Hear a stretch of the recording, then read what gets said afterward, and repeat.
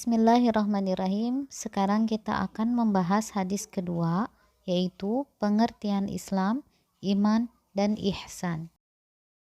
Bunyi hadisnya adalah An Umar bin Khattab radhiyallahu anhu qala Bainama nahnu julusun inda Rasulillahi sallallahu alaihi wasallam dhata yawm ittala'a alaina rajulun shadidu bayadi thiyab shadidu sawadi syar la yura alaihi atharu safar wa la ya'rifuhu minna ahad hatta jalasa ila nabi fa asnada rukbatayhi ila rukbatayhi fa wada'a kafayhi ala fakhidayhi wa qala ya Muhammad akhbirni anil Islam faqala Rasulullah sallallahu alaihi wasallam al-Islam an tashhada an la ilaha illallah wa anna Muhammadar Rasulullah wa tuqimus salah wa tu'tiyaz zakah wa tasuma Ramadan wa tahujjal baita in istata'ta ilaihi sabila.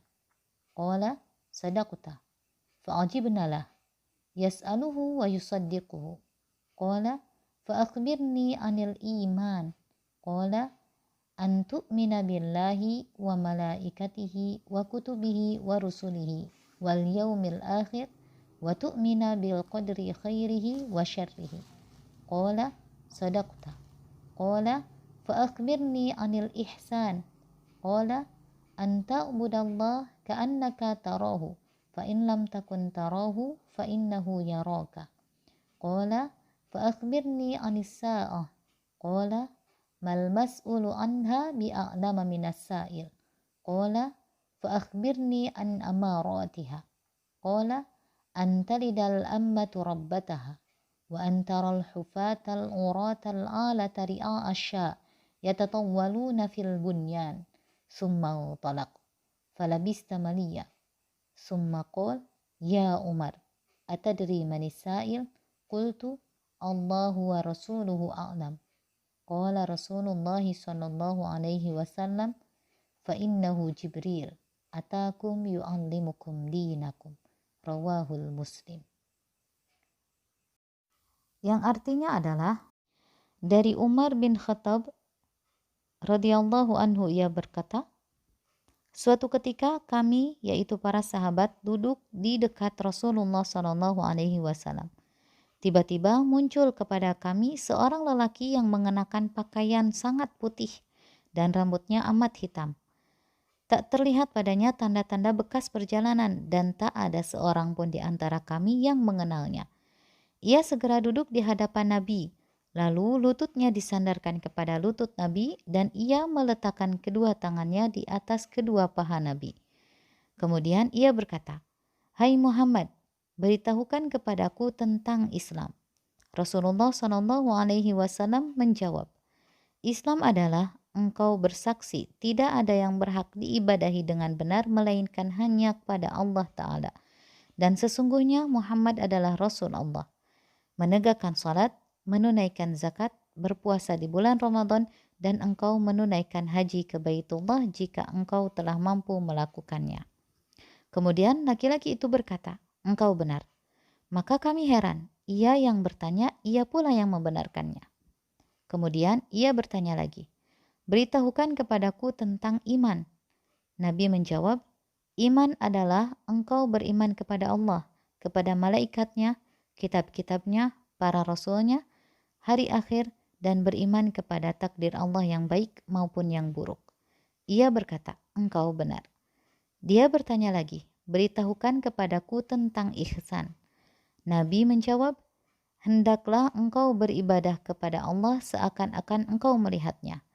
Kalaupun engkau tidak melihatnya, sesungguhnya Dia melihatmu. Lelaki itu berkata lagi, beritahukan kepadaku kapan terjadinya hari kiamat. Nabi menjawab, yang ditanya tidaklah lebih tahu daripada yang bertanya. Lelaki itu pun bertanya lagi, beritahukan kepadaku tentang tanda-tandanya. Nabi menjawab, jika seorang budak wanita telah melahirkan tuannya, jika engkau melihat orang yang bertelanjang kaki tanpa memakai baju atau orang yang miskin papa, serta penggembala kambing telah saling berlomba dalam mendirikan bangunan megah dan menjulang tinggi. Kemudian lelaki tersebut segera pergi, aku pun terdiam. Sehingga Nabi bertanya kepadaku, "Wahai Umar, tahukah engkau siapa yang bertanya tadi?" Aku menjawab, "Allah dan Rasulnya lebih mengetahui." Beliau bersabda, "Dia adalah Jibril yang mengajarkan kalian tentang agama kalian." Hadis riwayat Muslim. Hadis ini adalah hadis yang sangat penting karena di dalamnya merupakan poros utama agama dan termasuk juga pemurnian akidah. Sehingga tidak akan benar iman seseorang kecuali dengan membenarkan akidahnya, yaitu dengan sebenar-benarnya keyakinan di dalam hati, bukan hanya sekedar di lisan saja. Hadis kedua ini juga menjelaskan tentang tingkatan agama, yaitu Islam, iman, dan ihsan. Sehingga hadis ini juga disebut sebagai hadis tingkatan Islam. Yang dimaksud dengan tingkatan Islam adalah ternyata kita di hadapan Allah memiliki derajat yang berbeda-beda. Dan tingkatan itu adalah tingkatan yang pertama yaitu Islam atau disebut juga Muslim. Pada tingkatan ini adalah tingkatan terendah, yang mana kita hanya sebagai Muslim biasa saja melakukan hal-hal yang wajib hanya karena wajibnya saja.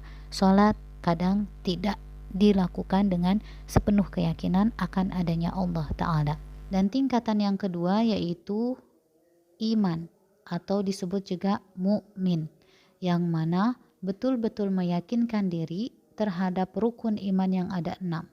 Bukan hanya disebutkan di dalam lisan, tapi juga di dalam hatinya dan ditekankan dalam kehidupannya. Tingkatan yang terakhir yaitu ihsan atau disebut juga muhsin. Tingkatan ini lebih tinggi daripada iman dan Islam, yang mana kita merasa seakan-akan kita melihat Allah dalam kehidupan kita sehari-hari dalam beribadah, ataupun kita merasa bahwa Allah selalu melihat kita. Lalu di derajat manakah kita? Apakah kita sudah menjadi orang yang ihsan, yang muhsin, atau mungkin kita sudah menjadi orang yang mukmin, yang beriman, yang betul-betul beriman, atau malah kita berada di derajat yang rendah, yaitu hanya sebagai muslim biasa saja. Dan sekarang kita akan membahas tentang faidah-faidah hadis yang kedua. Yang pertama, semangatnya para sahabat untuk duduk di hadapan Nabi dalam rangka menuntut ilmu. Nah, di sini maka wajib bagi kita untuk meneladani mereka dan mempelajari sunnah Rasulullah SAW. Dan dari sini juga nampak fakta kebaikan akhlak Nabi dan kerendahan hati beliau saat beliau duduk bersama para sahabat.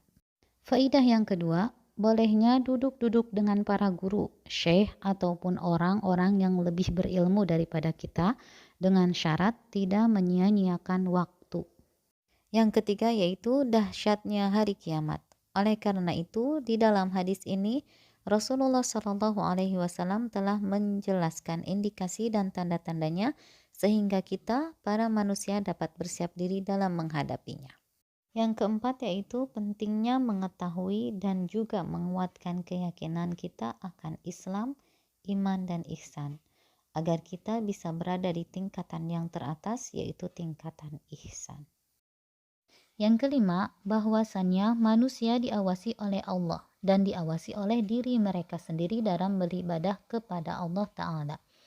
Sehingga kita bisa melihat pada diri kita, apakah kita menyuruh pada apa yang diperintahkan oleh Allah atau kita melarang orang lain dari apa yang dilarang oleh Allah Subhanahu wa Ta'ala. Faidah yang terakhir yaitu yang keenam. Hadis ini membukakan mata kita bahwa akan terjadi pada akhir zaman banyaknya kedurhakaan anak-anak terhadap orang tuanya. Interaksi anak terhadap orang tuanya sebagaimana perlakuan tuan kepada budak-budaknya, yaitu dengan penghinaan dan dengan cacian.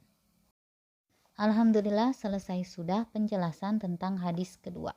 Coba diperhatikan, dipelajari, dan terus diingat, serta dihafalkan. Semoga bermanfaat dan bisa membantu thalabul ilmi ini. Afwan jika banyak kesalahan. Jazakumullahu khairan jaza wa barakallahu fikum ajma'in.